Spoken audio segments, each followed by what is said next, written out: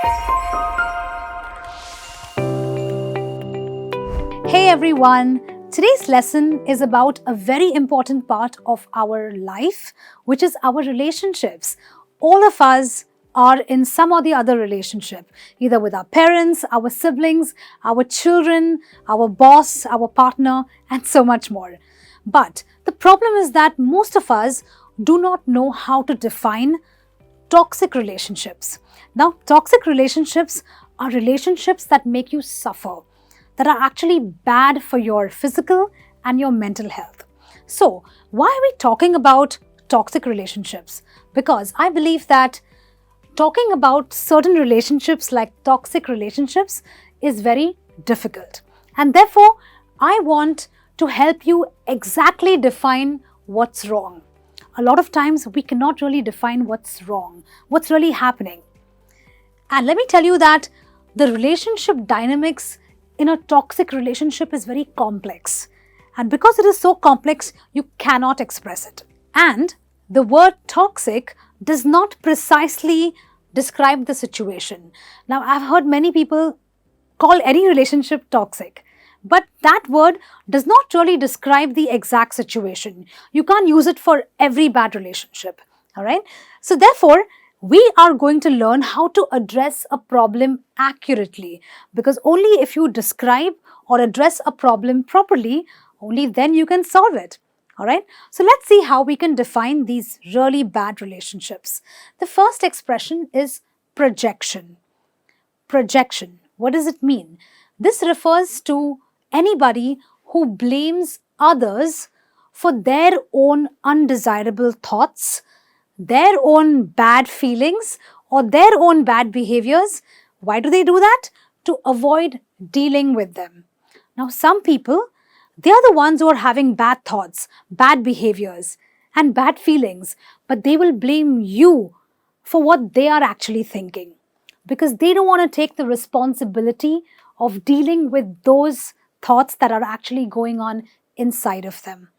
Okay, you may have seen people, maybe a friend, maybe a spouse, will sometimes accuse you, blame you for their own bad thoughts. In a sentence, you could say, Sarah always accuses me of not valuing our friendship.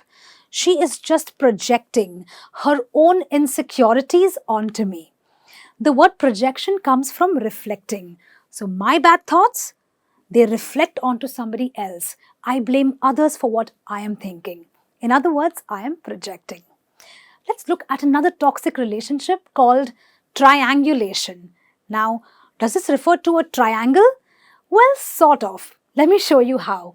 Triangulation means that there are two members, but these two members, they involve a third party into their conflict and expect this other third party to resolve their issues. So there's two members, okay, they are fighting, but the fight is supposed to be between these two people. But what do? They involve this other person into their issue and they expect this person to resolve their issues. Is that fair? Of course it's not. You've got to leave this person alone. So in a sentence you could say, when her parents fought, Nina was usually triangulated as the peacemaker of the house.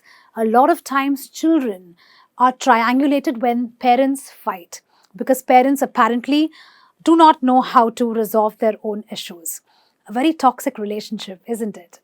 Anyway, I have another one for you, which is parentification. The word has got the word parent inside of it, and therefore this sort of a relationship refers to children who have to perform adult responsibilities because parents cannot maintain healthy boundaries. Now here's the thing. Parents are supposed to be parents, children are supposed to be children.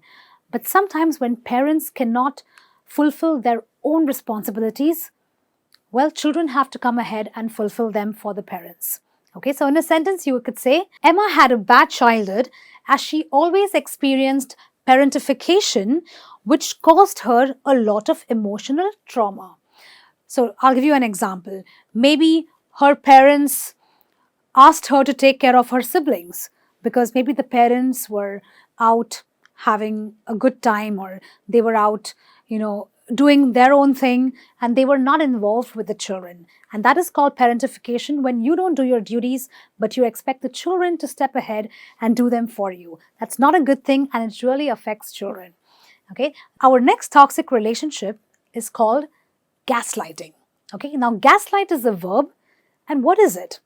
It is a manipulation strategy that makes the victim question their experiences, their beliefs, and their perceptions. Let me put this in simple terms. It basically means that if you're the one who's doing the wrong thing, when the victim is confronting you and telling you that, hey, you've done something wrong, you are trying to manipulate them into believing that they are the ones who are wrong, not you. Okay, so you're actually shifting the blame onto them. That's not good, right? But that's what gaslighting is. It's a manipulation strategy. So, Michael consistently gaslit his partner. He always made her feel like she was overreacting to his comments. Maybe he was commenting about her looks. Maybe he was commenting about her weight. But when she confronts him, he makes her feel like she has the issue. So what is he doing here? He is gaslighting her. He's making her question whether she should really feel bad about his comments or not. Okay, let's look at our next toxic relationship, which is called faupology. Now, faupology is a very interesting word because the word faux means false in French. So this word is taken from a French word.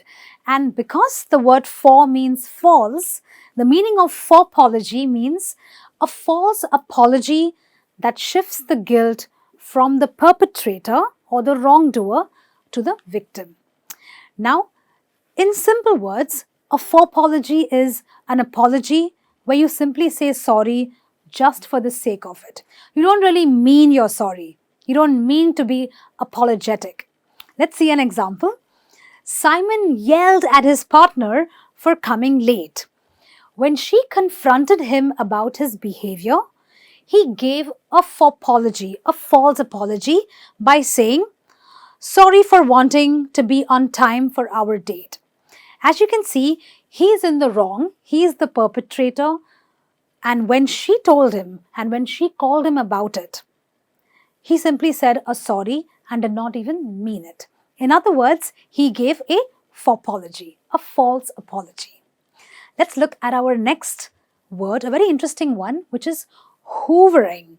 Okay, now the word hoovering, when something hoovers, it's always around you all the time, right? So, what does hoovering really mean? Hoovering is basically pulling someone back into a bad relationship by being nice only on a temporary basis. Now, some people, they want to really appear nice when they feel that the relationship might just end. That's when they will really pull their socks up and behave nice and sweet. So what are they doing? They are hoovering because that's not their real behavior. Their real behavior is quite toxic, very bad. But only because you are almost ending the relationship, they will suddenly start behaving nicely to pull you back into it so that you don't leave. It could be a friendship, it could be a partner, it could be anyone. And that is what hoovering is. So, some managers are masters at hoovering. They will only treat you well when they know you're about to leave the job, right? Even at our workplace, maybe with our supervisors, we look at this kind of behavior. They will treat you badly all the time, but when they know that you're going to leave, they will suddenly start hoovering, becoming all nice and sweet with you. Let's look at our final toxic relationship phrase or word, which is called love bombing. Okay, we all know what a bomb is. Well, when you bomb something, well, it's too much of volatility, there's so much of noise. But if someone's going to bomb you with love, what does that mean? It means that they are displaying love in an exaggerated way, in an overt way. Why? Because they believe that it will make them worthy. Now, a lot of people don't feel worthy because of who they are. They only find their worth in what they can do for someone. And that's not a very good thing to do, because in a relationship, your value has to come out of what you are and not what you have or the things that you give. But a person who is love bombing will always do things in an exaggerated way only because they find their worth in that. So, in an attempt to manipulate Jane, John resorted to love bombing, showering her with expensive gifts and constant messages. Okay, so basically, John is quite, I would say, immature. He does not find his own worth in the relationship by just being himself. So he goes ahead, he goes overboard, and he love bombs. He makes sure that he gives all the expensive gifts and the constant messaging. All right. Well, these are our expressions when it comes to toxic relationships. I'm sure that now you can define your relationships which are toxic in a much more enhanced way. Now you know exactly what to say when you are going through the situations we've just talked about. All right.